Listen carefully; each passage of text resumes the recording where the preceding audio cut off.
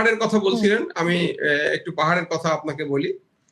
আপনি যে বিষয়টা বলেছিলেন যে স্বরাষ্ট্রমন্ত্রীর একটা বক্তব্য থেকে বিতর্ক হয়েছে, আসলে বিষয়টা কিন্তু এটা একেবারে ভুল কথা হলো। স্বরাষ্ট্রমন্ত্রীর বক্তব্য থেকে বিতর্কটা হয় নাই। আদিবাসী এই বিতর্কটা ওনারা নিজেরাই বহুদিন ধরে তারা এই বিতর্কটা তৈরি করছে। এটা তো অনেক বছর ধরে আমরা নিজেরাও আলোচনা করেছিলাম অনেকবার। তো এগুলা কিন্তু সমাধান আসেনি কোনোটা। তারপরে হঠাৎ করে উনি মানে সতর্ক করলেন কেন পাহাড়ের ব্যাপারে? সে মানে সেখানে কি ইঙ্গিত করেছেন, কি হচ্ছে? আমি আসছি পাহাড়, আমি আপনাকে বলি পাহাড় তো একটা সময় আমাদের হাসিন ভাইরা যখন ছিল মানে পাহাড়ে যখন দায়িত্ব পালন করেছেন তখন পাহাড় ছিল প্রথমে স্বাধীনতার পরে ছিল ন্যাশনাল সমস্যা। হাসিন ভাইরা যখন দায়িত্ব ছিলেন তখন আঞ্চলিক সমস্যা, অর্থাৎ বাংলাদেশ ভারতের মধ্যে একটা এটা আঞ্চলিকতার পর্যায়ে ছিল। এখন পার্বত্য চট্টগ্রাম সমস্যা একটা গ্লোবাল সমস্যায় পরিণত হয়েছে। কাজেই ওই কনটেক্সটে পার্বত্য চট্টগ্রামকে দেখার সুযোগ নাই। এখন এই পার্বত্য চট্টগ্রাম সমস্যার ভিতরে multi dimensional problem, multi dimensional মানে প্রভাব এর ভিতরে চলে এসছে, ফ্যাক্টর চলে এসছে। তো সেই বিষয়ে আমরা মানে অনেক মানে হয়তো স্বরাষ্ট্রমন্ত্রী অনেক কম বলেছেন তার জায়গা থেকে, পাহাড়ের সংকটটা আরো গভীর।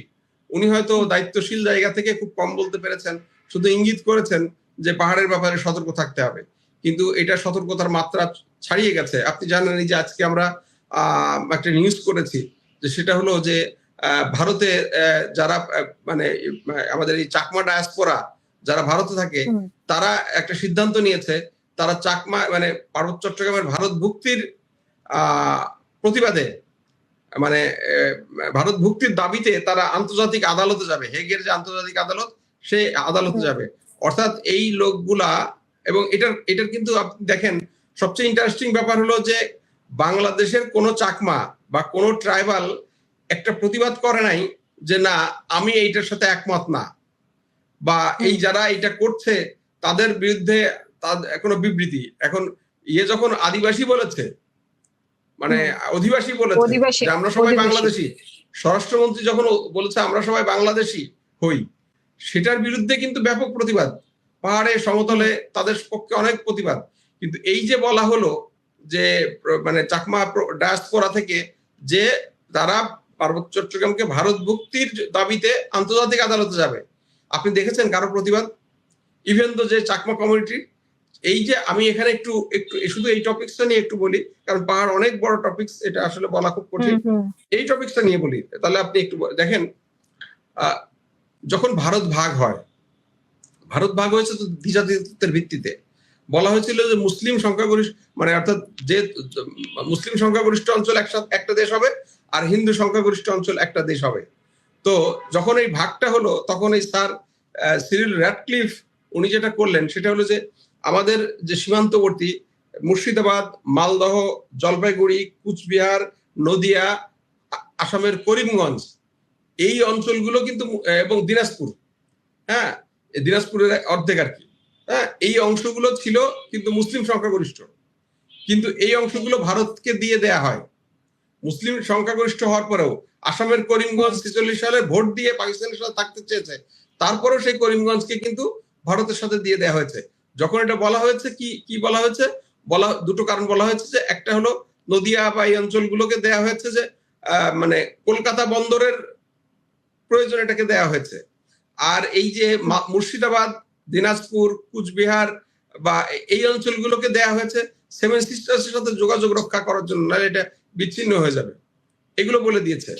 যখন এই ঘটনাটা ঘটেছে তখন একই সাথে এই যে পার্বত্য চট্টগ্রাম এই অঞ্চলটা ছিল আপনার মানে এখানে তো মুসলিম সংখ্যাগরিষ্ঠতা কম ছিল, কারণ এখানে মানে এই ব্রিটিশ আমলে বা তারও মোগল আমলে বা তারও আগে সুলতানি আমলে আপনার ভারত এবং মিয়ানমার থেকে বিপুল পরিমাণ ট্রাইবাল জনগোষ্ঠী এখানে এসে বসতি গড়ে এখানে তার একটা সংখ্যাগরিষ্ঠতা তৈরি হয়েছে। তো সেই অর্থাৎ অমুসলিম সংখ্যাগরিষ্ঠতা তৈরি হয়েছে।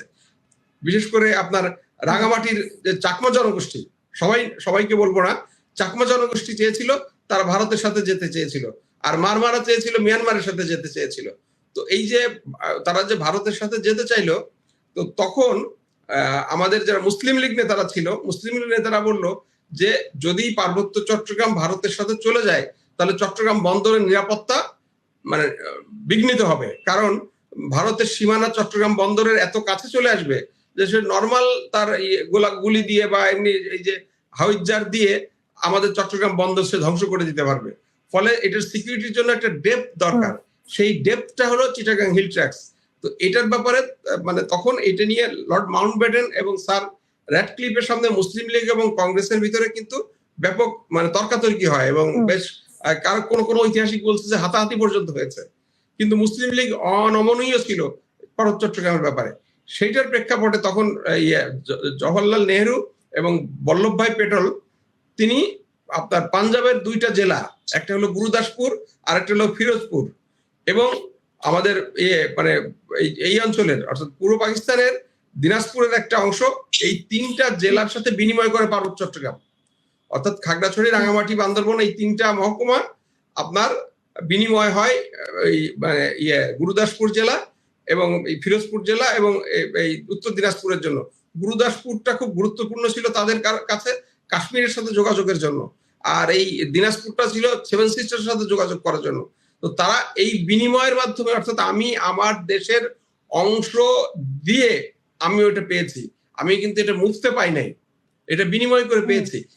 আপনার বল্লভভাই পেটেল তখন স্নেহ কুমার চাকমা যিনি ছিলেন কমিউনিস্ট নেতা চাকমাদের, তাকে বলেন যে তোমরা গিয়ে ওখানে ভারতের পতাকা তুলে দাও। চতুর্থ ভারত তো চাণক্য নীতি তারা, এবং স্নেহ কুমার চাকমা এসে আপনার 15 আগস্ট 1947 তিনি রাঙামাটিতে ভারতের পতাকা তুলে দেন। 17 তারিখে যখন বাউন্ডারি কমিশনের রিপোর্ট প্রকাশিত হয় তখন দেখা যায় যে আপনার পার্বত্য চট্টগ্রাম পাকিস্তানের মধ্যে পড়েছে। 21 তারিখে গিয়ে আপনার কারো মানে এই যে বেলুচ রেজিমেন্টের সৈনিকরা অথবা ইস্ট পাকিস্তান রাইফেলসের সৈনিকরা গিয়ে আপনার ওখান থেকে মানে ভারতের পতাকা নামিয়ে আপনার বাংলাদেশের মানে পাকিস্তানের পতাকা তুলে দেয়। এই যে তুলে দেয়া হলো সেটার কারণ থেকে সেই 47 সাল থেকে শুরু করে আজ পর্যন্ত 21শে আগস্টকে চাকমারা ব্ল্যাক ডে, কালো দিন বা শোকের দিন পালন করে। তার মানে আপনি বোঝেন যে তারা এখন পর্যন্ত পার্বত্য চট্টগ্রামের পাকিস্তান ভুক্তি বা বাংলাদেশ ভুক্তি মেনে নিতে পারে নাই।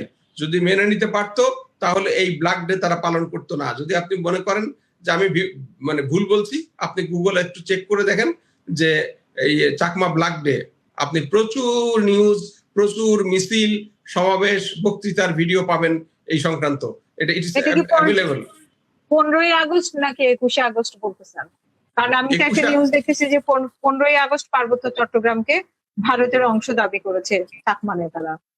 15ই আগস্ট যেহেতু তারা পতাকা তুলেছিল, তারা তো 15ই আগস্ট পতাকা তুলেছিল, সেই পতাকা নামানো হয়েছে 21শে আগস্ট। এই জন্য সেই এই পতাকা নামিয়ে 21শে আগস্ট পাকিস্তানের পতাকা তোলা হয়েছে। এই জন্য এই 21শে আগস্টকে তারা ব্ল্যাক ডে পালন করে। হ্যাঁ, আবার কেউ 17ই আগস্ট পালন করে, কারণ বাউন্ডারি কমিশন 17ই আগস্টে মানে এটা পাকিস্তানের ভিতরে ঢুকিয়ে দিয়েছে। তো সেই জায়গা থেকে আপনার তার অর্থ দাঁড়াচ্ছে এই যে তারা কিন্তু এইটা এখনো মেনে নিতে পারে নাই। এই যে মেনে নিতে পারে নাই তার হিসাবেই আজকে মানে গতকাল 15ই আগস্ট আপনার চাকমা ডায়াসপোরা যারা ভারতে থাকেন তারা সেখানে একটা রাউন্ড টেবিল মানে অনলাইন ওয়েবিনার করছে।